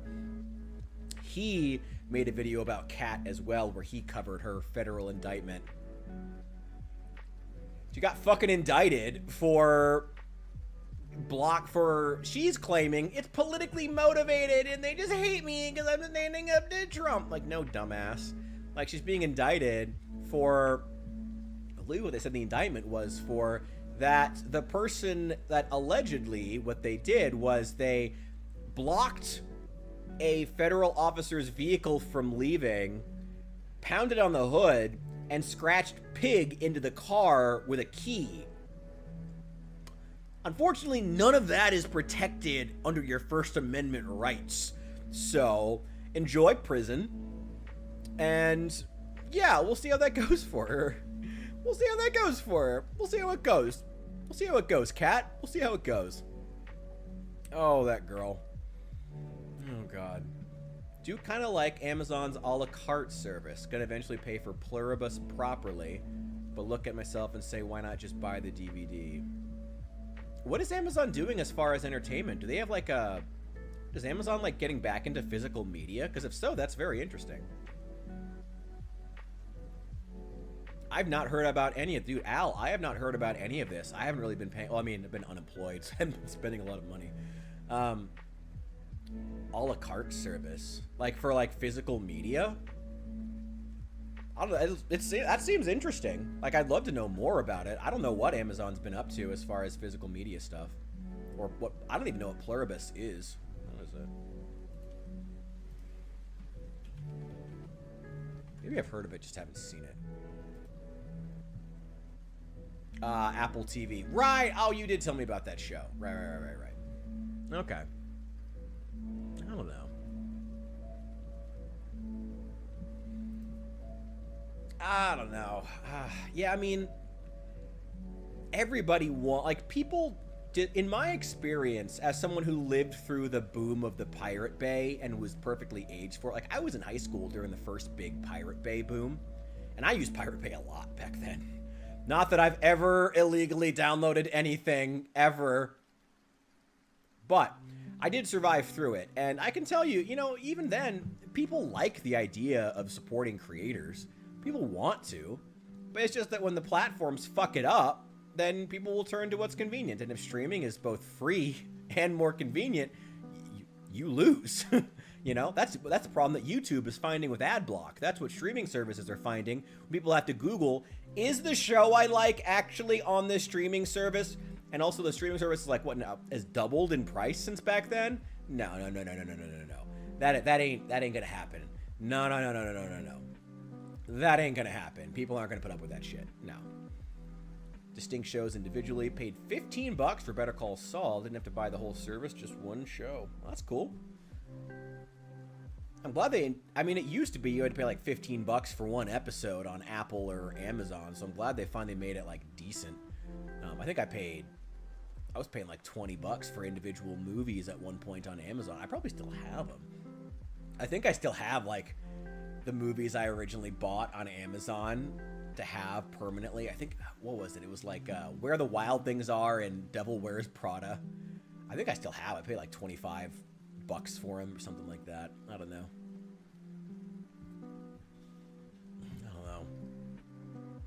What's big in like the entertainment world right now? Oh, it's 15 minutes till the end of the stream. Let me grab another beer real fast. I'll be right back.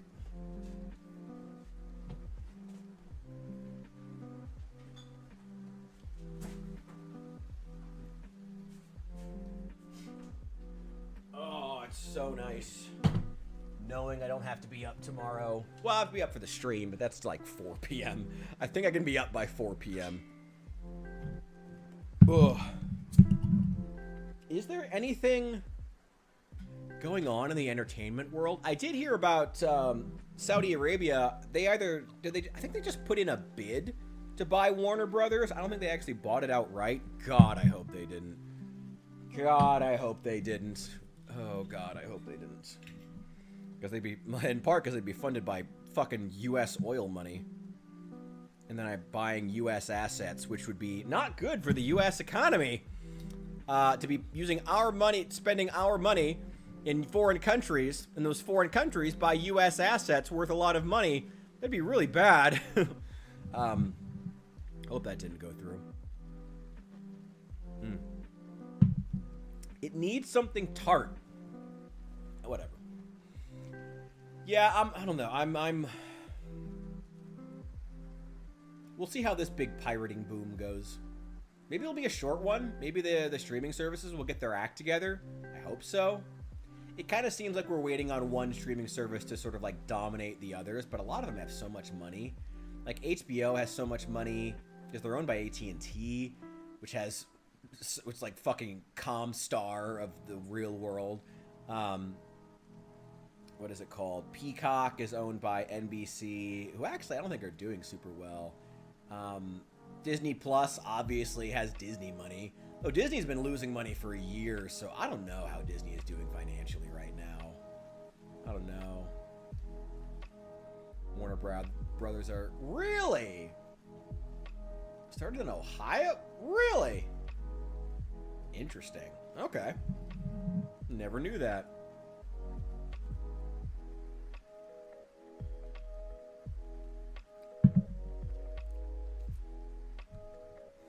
Yeah, there's... I did hear about Disney Plus. Oh, do you guys hear about Disney Plus introducing new, an endless content stream of AI-generated clips made from Disney properties?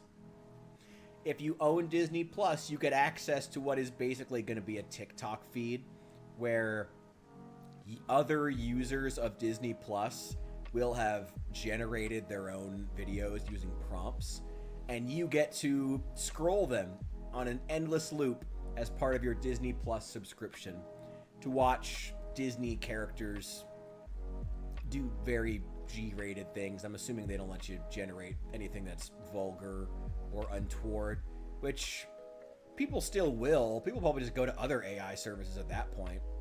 But yeah, that'll be interesting. I don't know. I feel like AI would be going down smoother if it was being pitched as like a tool instead of an all-in-one like solution to fire people, you know? Fake Disney movie trailers. Yeah. It's basically going to be a whole feed of that. Aren't you excited for that? Are you excited? I'm sorry, are you not excited for that? Are you not excited to scroll that endlessly on a TikTok feed? What are you? What are you, some kind of consumer with your own wants and desires? Shut up and eat the slop. Shut up and eat the slop that Disney feeds you. What are you doing? Eat the garbage. Eat it. Eat it. Eat the garbage. Eat the garbage that they feed you. Oh, Disney. Oh, Disney. People are so tired of the slop. That fucking Coca-Cola commercial got roasted to shit where they used AI as opposed to just filming an actual fucking Coca-Cola truck. Those aren't driving all over the country anyway. It's just ridiculous. Like, consumers don't like AI. Like, it looks uncanny. Like, it's even if you do make AI real, like, you cross the uncanny valley threshold, you get there, you know, you still have so many questions even at the end of that. A, was it actually cheaper and easier than just filming people? Like, was it actually cheaper and easier than just paying an animator, Disney? Like, would paying a small group of animators running on a skeleton budget have been cheaper than leasing server space and getting a whole ass data center dedicated to you? Would that have been cheaper? In a lot of cases, the answer is going to be yes. Like, yeah, people work cheap on passion projects when they feel like they're actually making something that matters, you know, not on AI.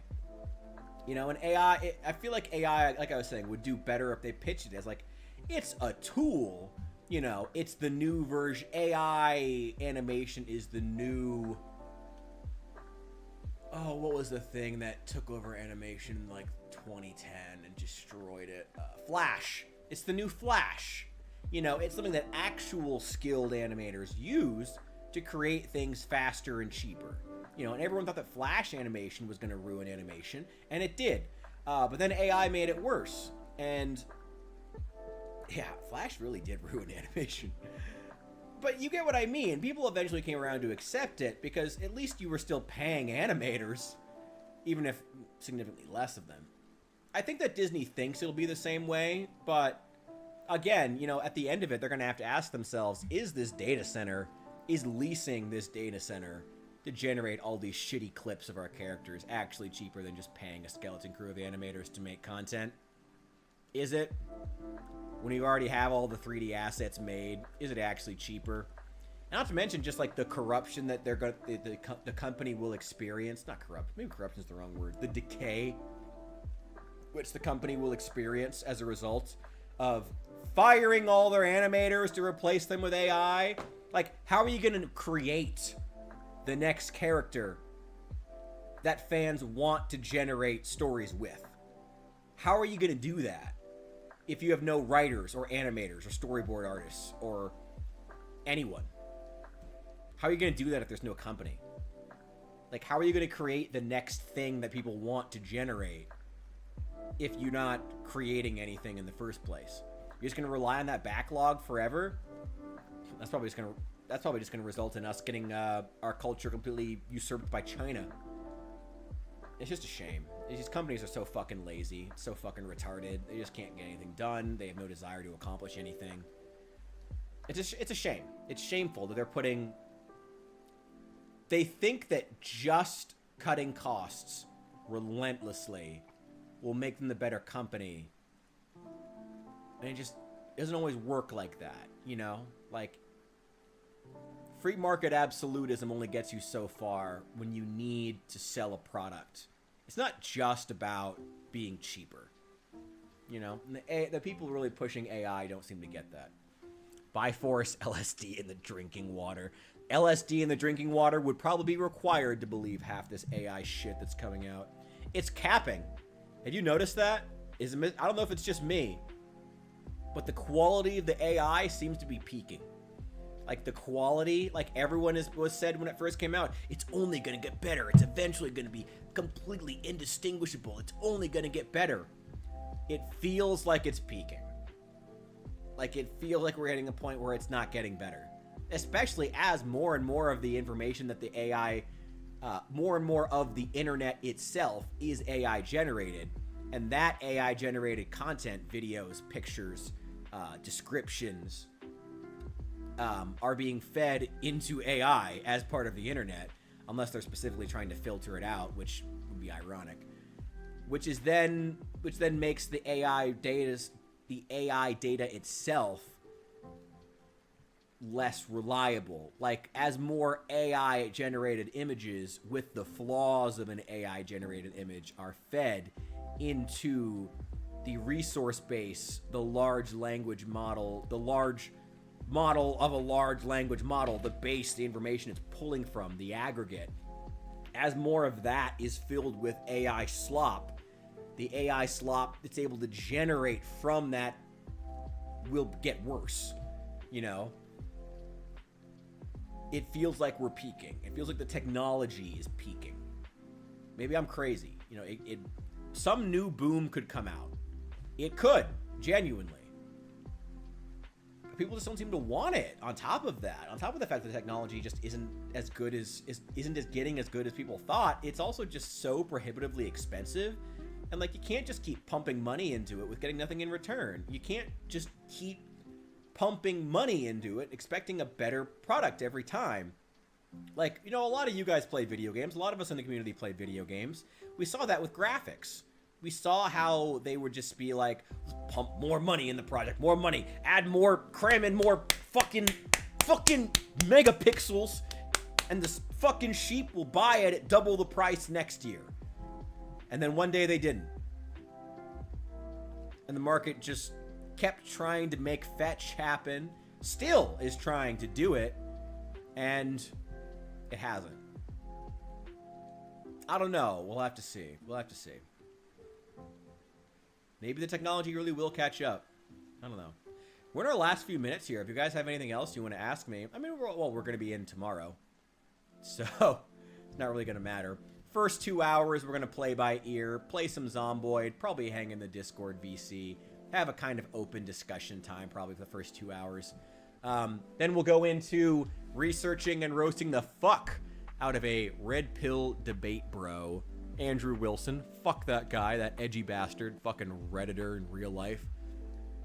Then hours 4 and 5, we're going to do learning time with verbal judo. We're going to be watching a lecture, and it should be an interesting one about how to course correct, how to resolve conflict, how to get people on your side without conflict, without open using force, which is awesome. It seems really interesting. I'm looking forward to it. Then we will do, what is it, hour 6? Just open chat. So we'll have plenty of time for politics. But and then hour 7 and 8, it's got for chilling and painting, but may also extend the chat further into that. We'll see. This is not hours 1 and 2. Like, these aren't reflecting the time, not like 1 p.m., but just like the first hour of the stream, the second, the fourth, the fifth hour of the stream. So hours, so like from start to 59 minutes, 59 seconds will be hour 1, so on and so forth. You guys get it. So yeah, I guess we'll go ahead and wrap up. Thank you guys for joining me tonight. This has been super successful. This is also, I think, my first this here tonight. I'm glad you guys, I am so glad you could be here today to witness the first stream I think I've ever done where I'm just hanging. This is my first true just chatting stream. Fascinating.